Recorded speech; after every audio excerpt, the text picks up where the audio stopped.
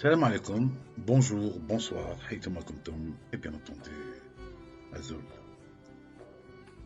Ce soir, je m'en vais vous conter, ou plutôt vous lire, une de mes nouvelles que j'ai écrites en 1987 et, hélas, toujours d'actualité, en espérant que l'avenir,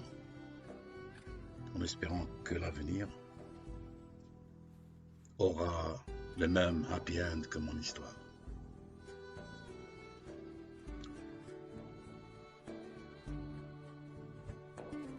Histoire de deux femmes au pays du halal, entre parenthèses, du licite.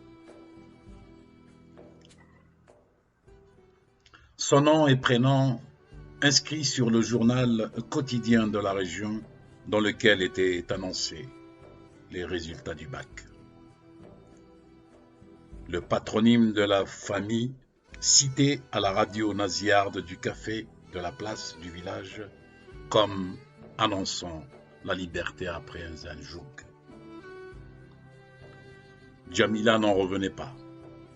Elle qui avait tant travaillé, veillé, révisé, sué.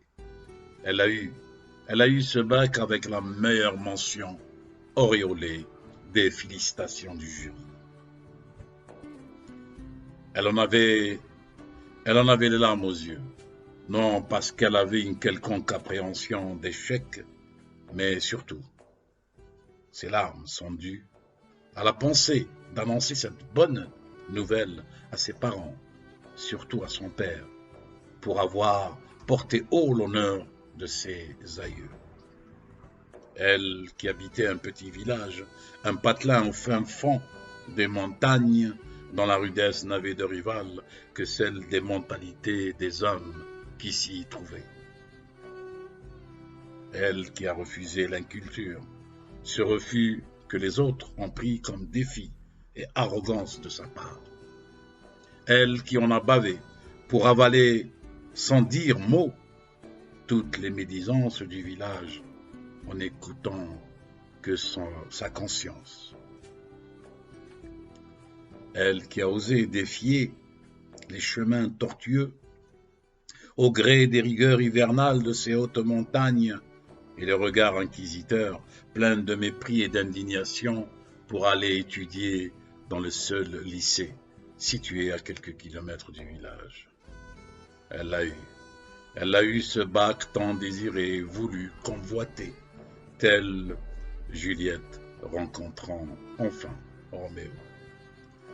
Ce sésame, ce bac, symbole de début de réussite pour la suite, allait lui permettre d'ouvrir toutes les portes du savoir dont elle était friande. Au village, les avis allaient bon train. Les jeunes de son âge disaient que cela était bien, mais dommage qu'elle soit une fille. À croire qu'ils refusaient de concevoir que les mères qui les avaient conçues étaient d'abord des femmes qui les avaient cajolées quand ils étaient nus comme des vers, avec le prépuce non encore circoncis. Les adultes, amis de son père, estimaient qu'elle en avait assez fait et qu'il était temps qu'elle se consacre à sa véritable vie de femme d'intérieur, telle une esclave, condamnée à servir et à subir celui qu'elle mettra au monde, suscitant déjà en elle des douleurs bien avant d'y naître. Les vieux du village étaient scandalisés, ne comprenant pas qu'on puisse laisser une fille de cet âge sortir encore de la maison. Une fille qu'il faut encager à partir d'un certain âge pour cause de délit de proie inoffensive qui incite à la convoitise et aiguise l'instinct bestial de l'homme. Cet homme juge phallocrate, juge et parti, et qui ne juge que par les morpions qui y adhèrent. L'hiver et le printemps ayant accompli chacun son rôle en y lâchant bride, l'été s'attela à effectuer le sien avec dans ses bagages une chaleur suffocante et des vents chauds que même les hauteurs des montagnes ne pouvaient y faire face. Le soir, après l'annonce des résultats du bac, vers la fin d'une partie de domino dont c'était le sport local, la maîtrise des règles du jeu étant de haut niveau chez les hommes, à l'image du haut degré de leur machisme et de leur immense archaïsme, quelques villageois firent ironiquement allusion à Mohand sur les perspectives d'avenir de Djamila. Le sang de Mohand, le père de Djamila, ne fait qu'un tour et d'un geste brusque envoya valdinguer le tapis et les dominos à travers toute la salle du taudis qui servait de café du village à la radio naziarde. Ironie du sort, les moqueries des villageois étaient intervenues au moment où Mohand savait qu'il avait partie perdue, puisque le domino double 6 était mort dans sa main, comme ils disent dans leur jargon. Donc, partie perdue d'avance. Dans sa colère, Mohand ne savait pas à qui en vouloir, afin de matérialiser sa haine. En vouloir aux villageois, à la partie perdue d'avance à cause du domino double 6 mort dans sa main, ou à sa fille Djamila. Arrivé à la maison, il interpella sa femme, Amel, mère de Djamila. « Femme, où est Djamila ?»« Elle est dans la cuisine. »« Dis-lui de me rejoindre dans ma chambre. »« Bien, tout de suite. » Ce qu'ils avaient comme maison n'était qu'une succession de constructions anarchiques horizontales, composées de réduits servant de chambres où étaient parqués les habitants, juxtaposant un semblant d'écurie où les bêtes de somme et autres animaux utiles à la survie et élisés domicile quand le jour démissionnait provisoirement de ses fonctions, laissant sa place vacante à l'obscurité dans la nuit rafale. Djamila, qui écoutait derrière à ce qui ressemblait à une porte, se précipita vers son père. « Oui, père, tu as besoin de moi ?»« Non, je n'ai pas besoin de toi. Je vais te parler, tu vas m'écouter et surtout m'obéir. »« Bien, père. »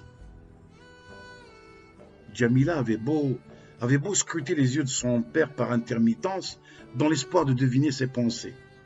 Mais cela fut en vain, tellement son regard était plein de colère et de fureur. « Écoute ce que j'ai à te dire, fille. Ta mère m'a convaincu pour que tu termines tes études au lycée. Maintenant, tu n'as plus rien à apprendre. Tu as eu ton machin. Maintenant, tu dois te consacrer à ta véritable vie de femme. Savoir entretenir une maison, apprendre à cuisiner, à repasser, à coudre, à faire le ménage. N'oublie pas que tu es appelé à être marié à ton cousin Nordin, que tu auras à t'en occuper au même titre que les enfants, que tu procréeras. C'est ça ton avenir. Mais père, ne dis plus rien. C'est ton père qui te parle, qui t'ordonne. Et ton père est un homme qui n'a qu'une parole. On a assez jasé sur nous dans le village, par ta faute et celle de ta mère. Comprends-tu? Je ne veux plus entendre parler des études. Ton avenir m'appartient jusqu'au jour où tu te marieras. Il appartiendra par la suite à ton époux. J'espère que j'étais très clair. Et maintenant, hors de ma vue. Djamila, qui était déjà soumise au patriarcat local, plus féroce que celui des grandes villes, sans mot dire, la pauvre se leva péniblement, comme si tout le poids du monde s'était soudainement abattu sur ses frêles épaules et quitta la chambre de son père dans une démarche qui lui donnait l'impression d'être dans un cauchemar où l'on se voit tomber dans un vide sidéral sans aucune prise salvatrice ni espoir d'en échapper. Ce soir-là, Jamila ne put s'endormir. Elle ne cessait de ressasser les paroles de son père et de se poser des questions. Qu'ai-je fait de mal? Qu'ai-je fait de mal? Est-ce un péché que de vouloir combattre son ignorance? Est-ce interdit d'étudier pour apprendre afin de comprendre? Est-ce tout cela m'est défendu parce que je suis une fille? Que faire? Que faire? Père ne reviendra pas sur sa décision. Il a aussi blâmé maman. Il a aussi blâmé maman l'accusant d'être la cause de ses problèmes avec les villageois. Sans elle, mes études auraient été un simulacre s'arrêtant à la fin du cycle primaire. C'était elle qui s'est ingéniée à convaincre père de me laisser poursuivre mes études jusqu'au bac. Moi qui voulais porter haut le nom de mes ancêtres en réussissant mes études, afin que cela serve d'exemple à tous ces villageois et villageoises qui se contentent de s'enclaver en se complaisant dans leur archaïsme, refusant tout changement de peur qu'une femme devienne l'égale de l'homme.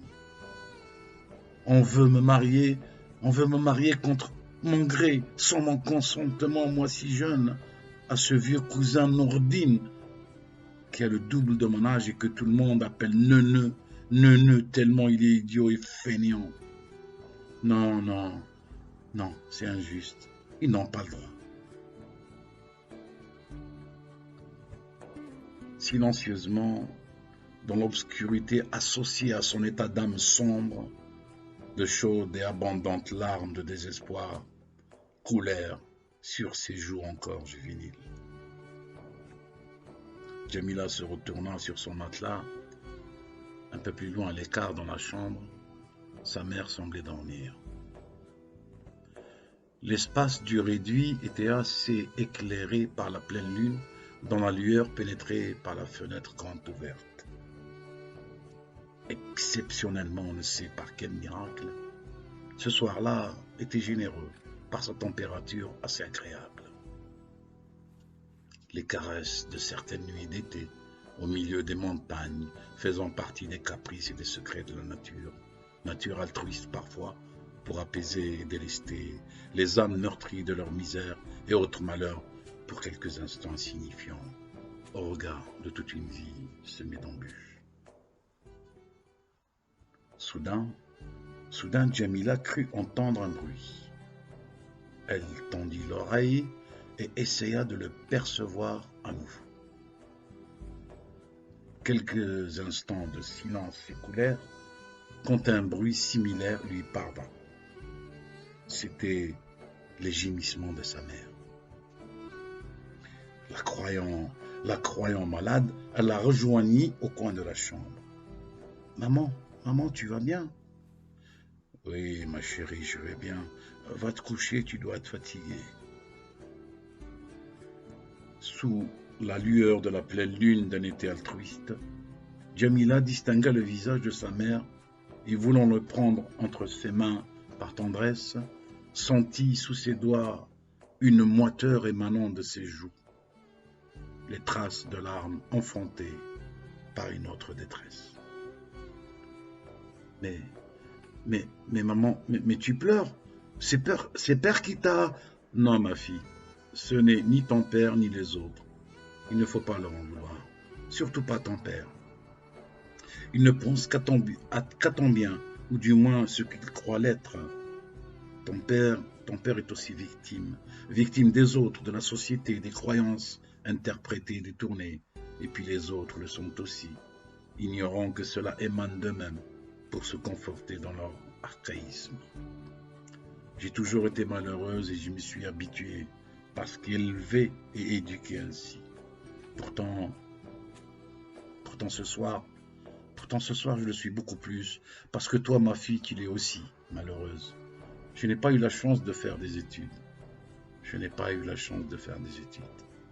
On n'en avait pas le droit à mon époque.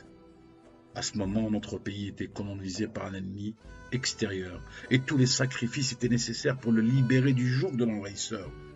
J'ai participé à mon niveau à l'acquisition de cette liberté, en soignant les résistants blessés, à veiller sur eux, à passer des nuits entières à préparer des galettes, après avoir fauché et moulu le blé à longueur de journée, seule denrée accessible en cette période. Et j'ai payé un lourd tribut. Je suis analphabète, illettré, c'est mon infirmité, mon invalidité. Je vous ai porté en mon sein, toi et tes frères, car vous étiez l'espoir.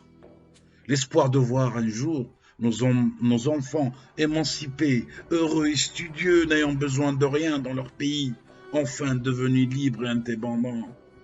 Aujourd'hui, on est envahi de l'intérieur par un ennemi invisible, omniprésent et qui est des nôtres. Un ennemi qui a trahi les promesses faites à nos martyrs.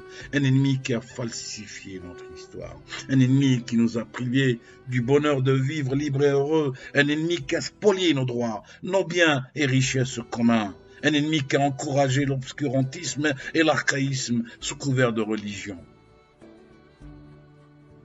Il faut être fort. Il faut être fort pour pouvoir le vaincre, cet ennemi.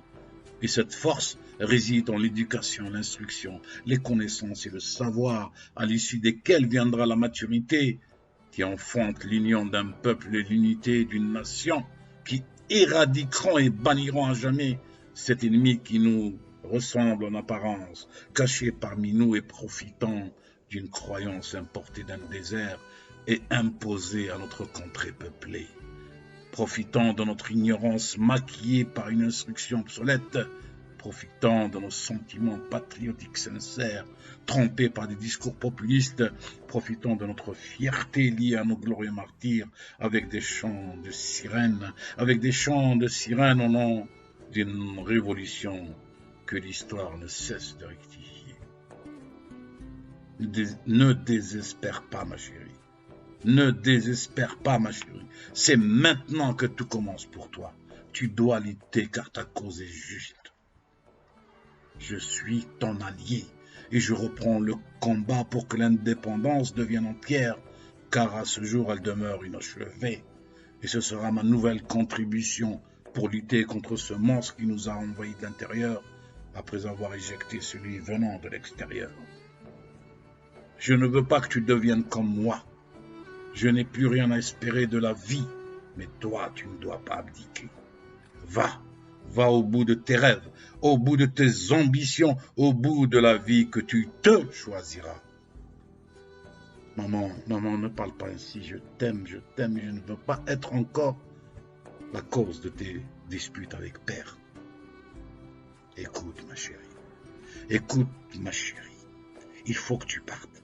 Va à la grande ville, je te donnerai l'adresse d'une amie à moi qui y vit et qui a eu la chance d'épouser quelqu'un de cultivé. Aujourd'hui, elle est veuve et âgée. Elle a besoin de quelqu'un pour l'aider et lui tenir compagnie. Continue tes études jusqu'au bout. Ne reviens surtout pas avant, car je n'y pourrai plus rien pour toi après. J'ai quelques économies personnelles. Prends-les et pars. Je te demande une seule chose, Jamila. Montre-leur que tu es capable, autant que les autres, si ce n'est pas plus, et peut-être ainsi les yeux des esprits fermés se dessilleraient. Oui, maman chérie, que ta bénédiction me protège, car j'en aurai besoin. Qu'il en soit ainsi, ma fille. Et n'oublie pas, va jusqu'au bout de la vie que tu te choisiras et ne laisse personne t'imposer à croire ce qu'il croit.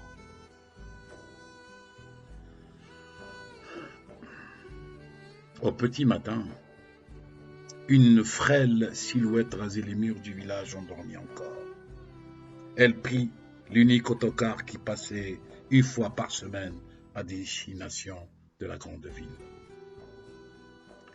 Les premières lueurs du jour trouvèrent Djamila dans le car qui roulait à vive allure, rivalisant avec les idées qui défilaient dans sa tête à une vitesse qui donnerait le vertige à l'homme estampillé maire du village.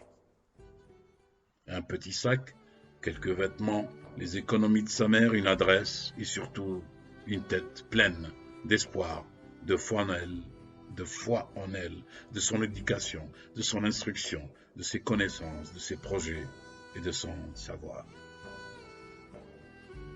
Quelque part dans un petit village d'hommes et de montagnes, comme rempart contre toute émancipation féminine, une ancienne combattante non reconnue mais fière avait repris ses armes en osant libérer sa fille et défier tous les interdits abscons établis par les hommes dont le seul but est d'asservir les femmes. Et les années passèrent. Le père Mohamed tomba malade, une maladie que les docteurs des villes voisines ne surent pas diagnostiquer avec exactitude. Le mal empirait de jour en jour. Décision fut prise pour l'évacuer en urgence à l'hôpital de la grande ville. Après diagnostic précis, la nécessité d'opérer dans l'immédiat s'imposa. Toute la famille et même quelques villageois de tout âge étaient là. La vieille mère Koura Jamel, à bout, pleurait son chagrin. Elle avait peur de se retrouver seule. Ses fils, des hommes, exceptionnellement présents ce jour-là, étaient partis on ne sait où. Djamila n'avait plus donné signe de vie. Et maintenant, ce mari tant aimé par tradition et tant détesté par conviction, risquait de la quitter pour toujours. Le père Mohamed fut emmené au bloc opératoire. Les chirurgiens de blanc vêtus avec les masques d'hygiène sur leur visage s'éclipsèrent derrière les portes coulissantes du bloc opératoire. Ces chirurgiens allaient négocier un sursis de vie avec la mort afin qu'elle accorde ces sursis à ce vieux père de famille. Les portes coulissantes du bloc opératoire se fermèrent dans un léger bruit signifiant le début des négociations entre la faucheuse divine et ceux qui détiennent le savoir humain. Nul ne saura dire combien dura l'attente. Soudain, les portes coulissantes du bloc opératoire s'ouvrirent. Les négociateurs médecins sortirent fatigués, exténués. Cela se voyait à leur allure. Négocier un sursis de vie avec la mort est de l'ordre du miracle que seul le savoir permet de réaliser. Tout le monde se leva et resta figé, suspendu aux lèvres des praticiens. La vieille mère Courage Amel n'osa pas le faire.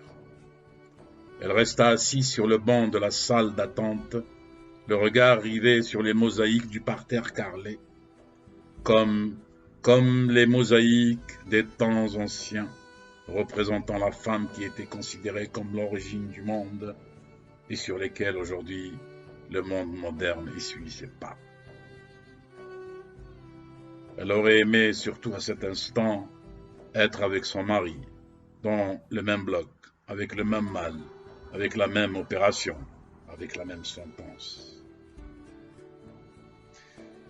Elle lui a toujours été reconnaissante d'avoir bravé tout un village jusqu'à un certain point, par amour pour elle, afin que Djamila puisse poursuivre ses études jusqu'au bac. Et rien que pour cela, son amour par tradition envers lui est devenu réel et naturel.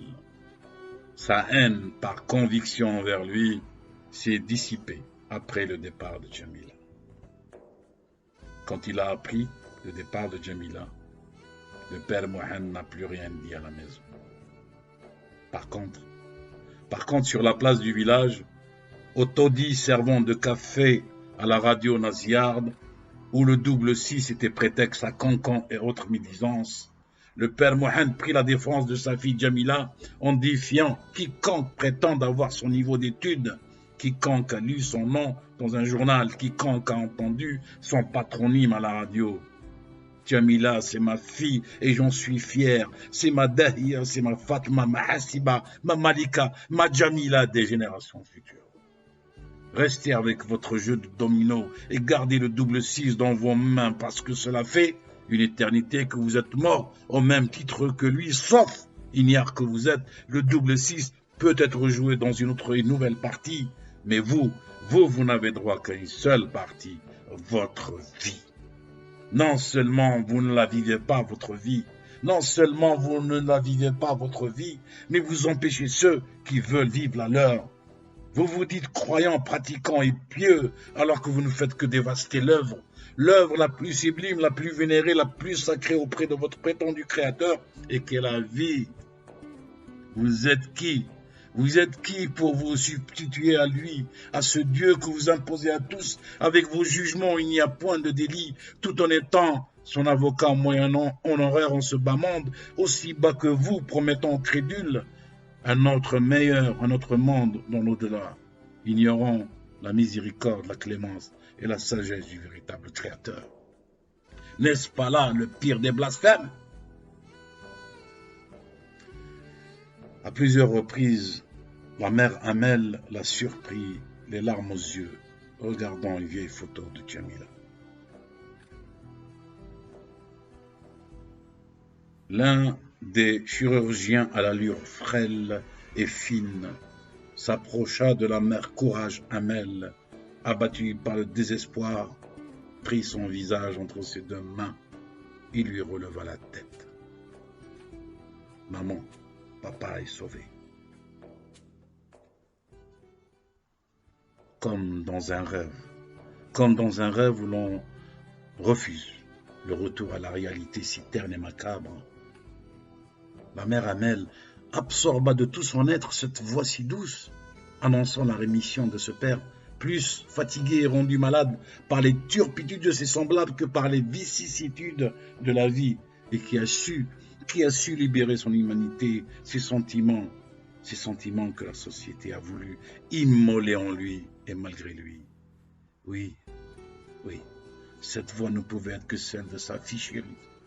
Elle la reconnaîtra parmi 100, 1000, 1 million, malgré l'écoulement inexorable du temps qui affecte égoïstement les mémoires, telles des vagues venant sournoisement défaire par petits ressacs un château de sable trop près du rivage.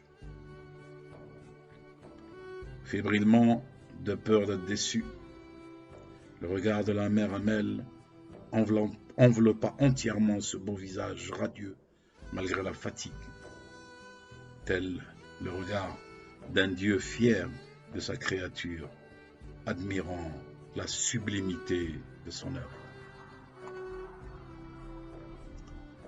Cet instant parut tellement furtif qu'il en devint long. Le temps, en ce genre de moment, n'avait aucune notion de mesure, d'emprise ni de signification. Seul l'amour, le bonheur et l'espoir comptaient. La mère Amel regarda encore une nouvelle fois son œuvre, sa fille chérie.